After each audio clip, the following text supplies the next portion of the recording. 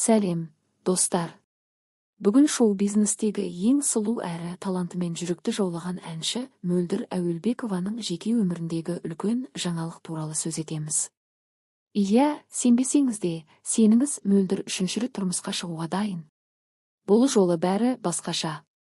Мөлдір Әуелбекова жүректі жаулаған жұлдыз.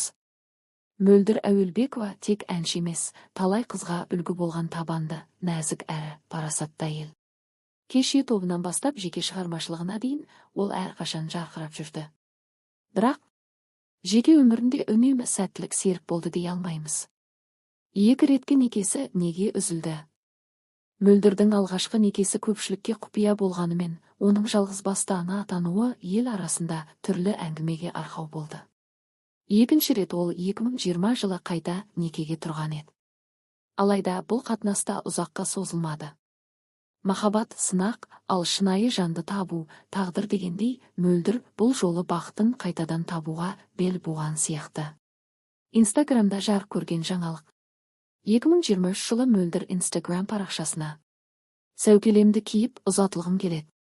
Үшінші рет тұрмысқа шығуға дайынмын, деп жазып барша желіні шулатты.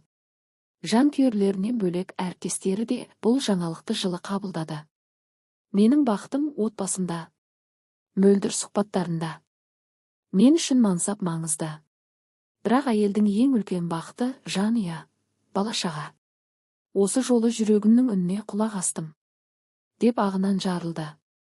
Ол бұрынғы қателіктерін қайталамауға, тыныш әрі махаббатқа толы өмір құруға, үмітті келін болуға дайын ба? Қазіргі таңда Мөлдірдің болашақ жары кім екені құпия сақталуда. Бірақ әнші келін болуға, отаудың отын жағуға дайын екенін бірнеше рет атап өтті. Желідегі фанаттары: Мөлдір бұл жолы бақытты болуға лайық, деп қуаныштарын білдіруде. Халықтың пікірі қандай? Әр адам екінші, үшінші мүмкіндікті алады. Мөлдір үшінші жолы нағыз махаббатын тапсын. Бақыт тілейміз. Бұл жолы бәрі жақсы болады. Жүрегі таза жан міндетті түрде өз бақытына жетеді, деген пікірлер Инстаграм мен TikTok желілерін жаулап алды. Қорытынды: Мөлдір Әуелбекова өз баш күресудің.